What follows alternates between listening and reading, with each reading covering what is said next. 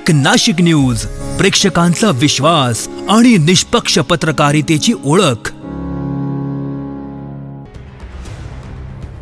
दूधगंगा पतसंस्था संगमनेर येथील 81 कोटी रुपयांच्या कथित अपहार प्रकरणी मुख्य आरोपी भाऊसाहेब दामोदर कुटे यांना राजाश्रय दिला जात असल्याचा आरोप करत ठेवीदार व खातेदार संघर्ष समितीच्या वतीने विभागीय सहनिबंधक सहकारी संस्था नाशिक यांच्या कार्यालयासमोर निषेध आंदोलन करण्यात आले.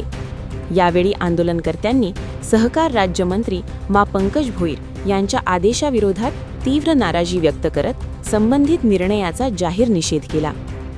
ठेवीदारांचे पैसे सुरक्षित ठेवण्याची जबाबदारी प्रशासनाची असून अपहार प्रकरणी दोषींवर कठोर कारवाई करावी व ठेवीदारांना न्याय द्यावा अशी मागणी करण्यात आली. आंदोलनात मोठ्या संख्येने ठेवीदार सहभागी झाले होते. दोषींना शिक्षा झालीच पाहिजे, ठेवीदारांना न्याय द्या अशा घोषणांनी परिसर दणाणून गेला. प्रशासनाने या प्रकरणी तातडीने ठोस भूमिका घ्यावी, अन्यथा आंदोलन तीव्र करण्याचा इशाराही समितीच्या पदाधिकाऱ्यांनी दिला. या आंदोलनामुळे सहकार क्षेत्रातील पारदर्शकता व जबाबदारीचा प्रश्न पुन्हा एकदा ऐरणीवर आला आहे.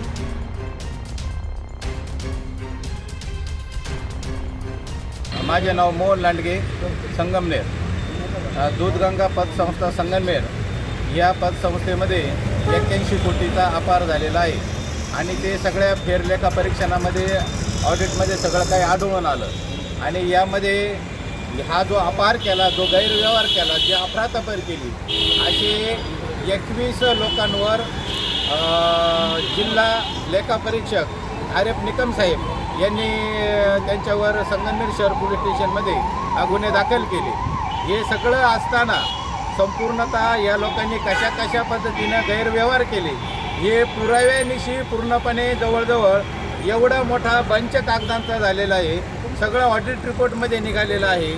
आणि हे सगळं असताना सुद्धा सौरभराव, सहकार आयुक्त, DDR, नाशिकचे सहनिबंधक साहेब, निकम साहेब यांच्याकडे आरोपींनी वेळोवेळी अर्ज केला. आणि आता सध्या या संस्थेची कलम 88 अन्वये चौकशी ही अंतिम टप्प्यात आहे. जबाबदारी निश्चिती आता जवळजवळ झालेली आहे. असं सगळं असताना जबाबदारी निश्चिती झाल्यानंतर हे आरोपी बँकेमध्ये पैसा जमा करतील आणि ह्या सगळ्या ठेवीदार आमच्या गोरगरीब लोकांना याचं पैशाचं वाटप होईल.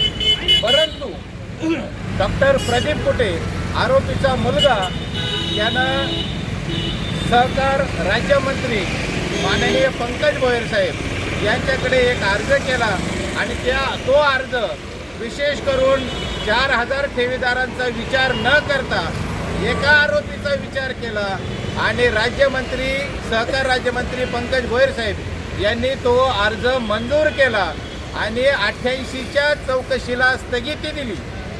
या 88च्या चौकशीला स्थगितीच्या निषेधार्थ आणि माननीय सहकार राज्यमंत्री पंकज भोईर साहेब यांनी दिलेल्या आदेशाच्या निषेधार्थ संगमनेर तालुक्यातून हे सगळे ठेवीदार या ठिकाणी जमा झालेले आहेत.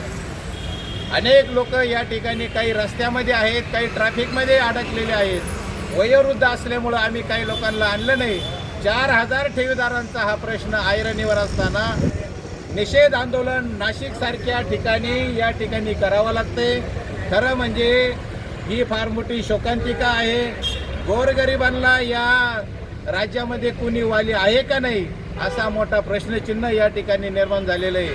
आणि म्हणून आमची सहकार राज्यमंत्र्यांच्या निषेधार्थ हा निषेध आंदोलन आणि स्थगिती जी दिलेली आहे आणि याची फेरसुनावणी विशेष करून निकम साहेबांकडे दिलेली आहे. निकम साहेबांनी म्हणजे आपले विभागीय सहनिबंधक साहेब यांनी सुद्धा आपल्या सगळ्या ठेवीदारांचा गांभीर्याने विचार करून कशा पद्धतीचं रिपोर्टिंग शासनाला केलं पाहिजे या सगळ्या बाबींचा साकल्याने विचार करून आमच्या ठेवीदारांचे आतापर्यंत साहेब आमचे 8 बळी गेलेले आहेत.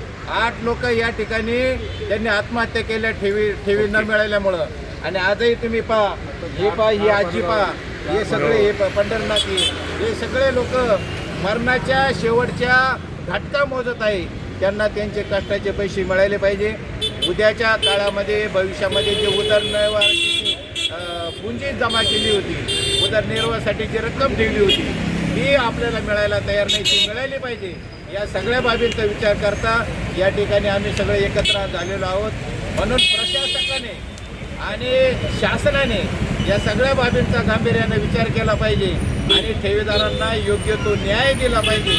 नाही तर यानंतर आम्ही ठेवीदार असेही आता मेल्यातच जमा आहे. म्हणून आम्ही ज्या ज्या ठिकाणी आम्हाला न्याय मिळणार नाही त्या ठिकाणी आम्ही प्राणांतिक आत्मदहन आंदोलन करणार. आम्ही त्या कार्यालयासमोर मंत्रालयासमोर आत्मदहन करणार आणि एकदाच आम्हाला संपून टाका.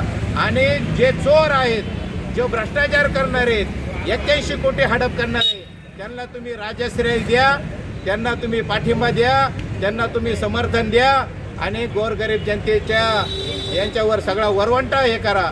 अशा पद्धतीचं आम्ही अतिशय खेदानं या ठिकाणी बोलण्याची वेळ आमच्यावर आली.